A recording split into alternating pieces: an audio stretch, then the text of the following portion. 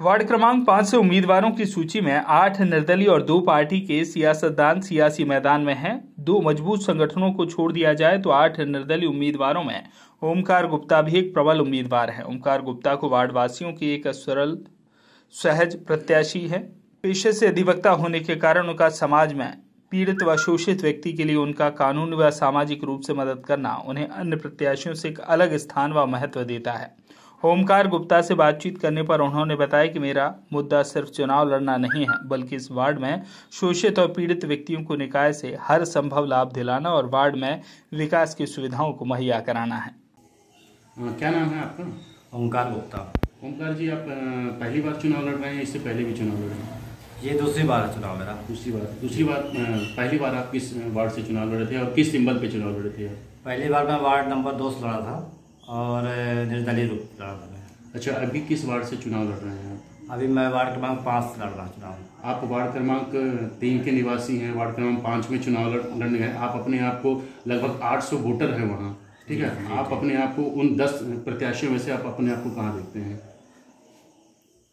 मैं वार्ड क्रमांक 3 से जरूर हूँ, लेकिन मेरा वार्ड क्रमांक 5 से बहुत पुराना नाता है। मेरे पिताजी वहाँ करीब 25-26 वर्षों तक दीक्षा वहाँ दिया है लोगों को, स्थायी लोगों को, और वो जो भी है मेरे सब अपने हैं। गुरुजन और छोटे बड़े और मेरे सहपाठीगण सब अपने हैं। मैं सबको अपना मानता हूँ वार्ड क्रमांक 5 को, इसलिए मैं वहाँ से चुनाव का चयन किया हूँ।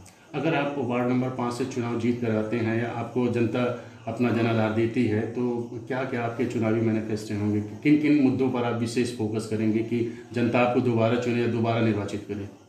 यदि मुझे जनता चुनती है तो मैं सबसे पहले देखा जाए तो वहाँ पे अभी मैंने जहाँ तक जो भी सर्वे किया है, वार्ड क्रमांक 5 का प्रत्याशी उम्मीदवार हूँ, वहाँ पे लगता है कि ऐसे 20-25 वर्षों से कोई काम नहीं है। पूरा वार्ड पिछड़ा हुआ है, कोई भी मतलब उन्नति, कोई भी विकास नहीं है, सब अधूरा है। नालियाँ ऐसे पड़ी हैं, रोड ऐसे पड़े हैं टूटे फूटे, शुद्ध पेयजल की व्यवस्था नहीं है, और भी जो है बिजली के खंभे नहीं हैं, लाइट नहीं है, और जो भी मुद्दे हैं वो मेरी प्राथमिकता रहेंगे। और जो भी है वहाँ पे जैसे अपन मैनिफेस्टो में रखे हैं कि पार्षद कार्यालय का शुरुआत करेंगे, वहाँ पे जन सुनवाई की शुरुआत करेंगे, जो जनमानस की समस्याएं हैं उनको निराकरण करेंगे। और भी हमने जो मैनिफेस्टो में जो हमने रखे हैं अपने एजेंडे, जो घोषणा पत्र जारी किए हैं, उसमें जो पार्षद कन्या योजना के अंतर्गत जो विवाह हुए बच्चियों के, उनके लिए 11,000 रुपये की सहायता राशि हमने मुहैया कराएंगे, वो मैं स्वयं के खर्चे से दूंगा। और किसान भाइयों के लिए मैंने बीज जो खेती बाड़ी आती है तो मैं उसमें निःशुल्क बीज स्वयं वहन करूंगा। और भी जो है विधवा पेंशन, विकलांग पेंशन, वृद्धावस्था पेंशन, आधार कार्ड वगैरह भी, और वोटर ID कार्ड बनवाना, छोटे छोटे जो मुद्दे हैं, मतलब इनके तरफ कोई ध्यान नहीं देता है। ओमकार जी, आप ध्यान दीजिएगा कि ऐसे चुनाव लड़ने से पहले और चुनाव जीतने से पहले ऐसे बहुत सारे प्रत्याशी ये दावे करते हैं कि मैं जीत कर आता हूँ तो मैं ये करूँगा, ऐसा करूँगा, जन समस्याओं को देखकर, लेकिन हकीकत से इनका कोई सरोकार नहीं होता है। वार्ड अछूते रह जाते हैं। विकास जो खेती बाड़ी आती है तो मैं उसमें निःशुल्क बीज स्वयं वहन करूँगा।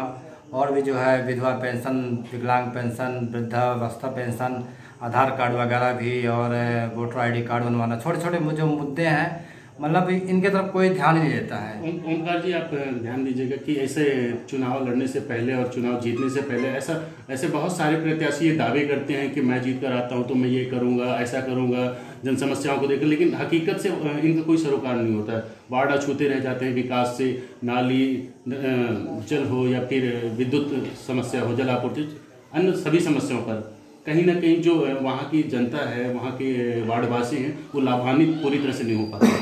क्या है कि जब हम चुनाव लड़ते हैं तब हम सेवा भाव शुरू में दिखावा करते हैं कि हम ये करेंगे वो करेंगे, लेकिन पार्षद पद इतना महत्वपूर्ण है, वो हम उस वार्ड के जनप्रतिनिधि हैं।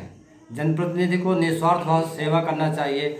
हर महीने बैठक लेकर जन समस्या का निराकरण करना चाहिए, वहाँ के लोगों के साथ बैठक करनी चाहिए, समीक्षा करनी चाहिए, कार्य का मूल्यांकन करना चाहिए।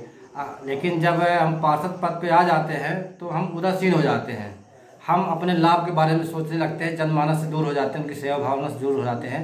इस कारण से वार्ड का विकास हो नहीं पाता है। दो राष्ट्रीय पार्टी भाजपा और कांग्रेस, उसके बाद उसी वार्ड के कुछ प्रत्याशी हैं जो पहले भी जीत अर्जित कर चुके हैं, ठीक है, तो उनकी कहीं ना कहीं लगभग ये मान के चले कि 10-50 आपके मतदान से ज़्यादा ही मतदान आगे जाएंगे वो, तो उनमें आप अपने आप को कहाँ देखते हैं? मेरा मानना है कि ये भाजपा, कांग्रेस या अन्य दलों का चुनाव नहीं है, ये व्यक्तिगत चुनाव है। यहाँ पे आपकी छवि क्या है वो बोलती है। व्यक्तिगत चुनाव है, इसमें कोई राजनीतिक पार्टी ये मुद्दा नहीं है। आपने कितना काम कराया है ये देखते हैं, आपकी छवि क्या है वार्ड में, आपके सोसाइटी में आपकी छवि क्या है ये लोग देखते हैं।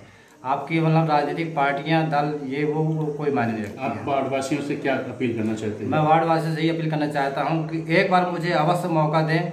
मैं सेवा भावना से आया हूं आपके समक्ष, आपका बेटा हूं मैं। बिना लाभ कमाए हुए मैं आपकी सेवा करूंगा। जो भी मतलब आपका सुख दुख है बांटूंगा वार्ड में, ये मेरी इच्छा है और मैं सेवा भावना से उतरा हूँ। एक बार मुझे अवश्य मौका दीजिए, एक बार आप मौका देंगे, फिर उसके बाद आप देखिए। आपका चुनाव चिन्ह क्या है? मेरा चुनाव चिन्ह केक है।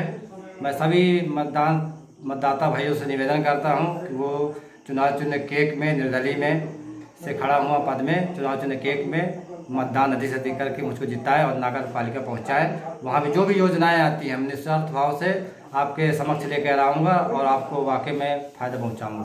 शहडोल से अनिल लहंगीर की रिपोर्ट।